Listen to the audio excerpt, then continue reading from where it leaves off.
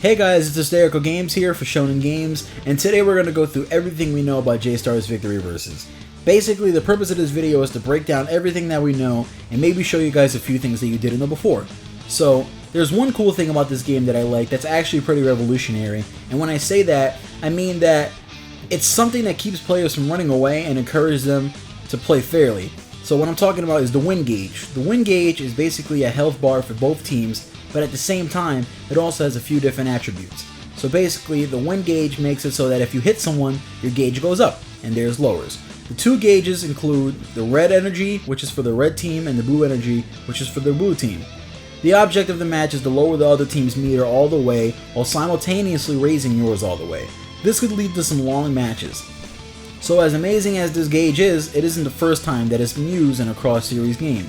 In Battle Stadium Dawn, which stands for Dragon Ball Z, One Piece, and Naruto, a very similar gauge was used. Although, in J-Stars, it demands 3 kills for a victory, and in Battle Stadium Dawn, it was kinda open-ended. The gauge also allows players to use it for special attacks, which may not be the case in J-Stars. The timer above the gauge appears to be pretty long, since it appears that the match has been going on for a short time. As always, you should be able to customize the amount of time on the timer and even make it infinite. Directly below the timer is a sort of radar, which coupled with the radar in the bottom right, gives you a really great character detection system.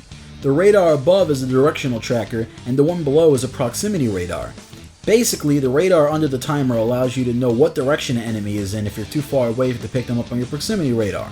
The proximity radar shows all enemies on the map within a certain amount of space, which seems to be pretty small since Toriko and Ichigo appear to be pretty close to where Luffy and Kenshin are, but they're almost at the edge of the radar.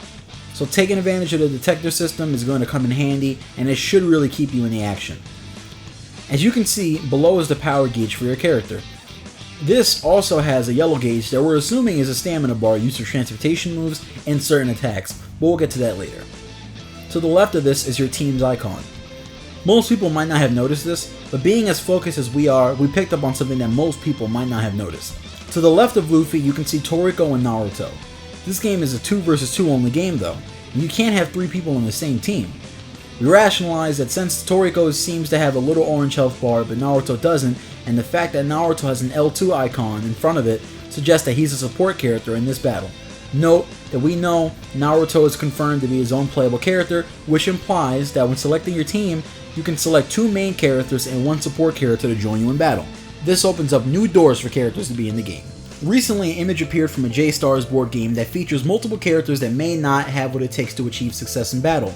However, knowing that there are supports, we can assume that there will be some support-only characters like Tetsuya from Kuroko no Basket or Shoyu from Haikyuu.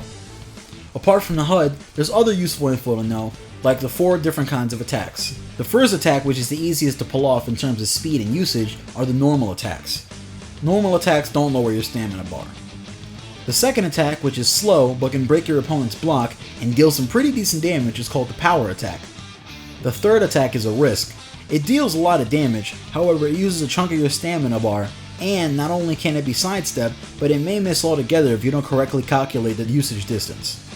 The final attack, the special move, is a signature attack that each character has. These moves are moves that are meant to finish off your opponent. Getsuga Tensho Blitz, Spirit Bomb, Gum Gum Elephant Gun, those are all examples of this attack. You'll be utilizing these moves throughout your battles, but certain characters specialize in fighting of certain styles. Goku and Ichigo can both fly, so they specialize in using range moves from above, and even have tons of aerial combos. Toriko and Luffy have multiple attacks that barrage the enemy with punches.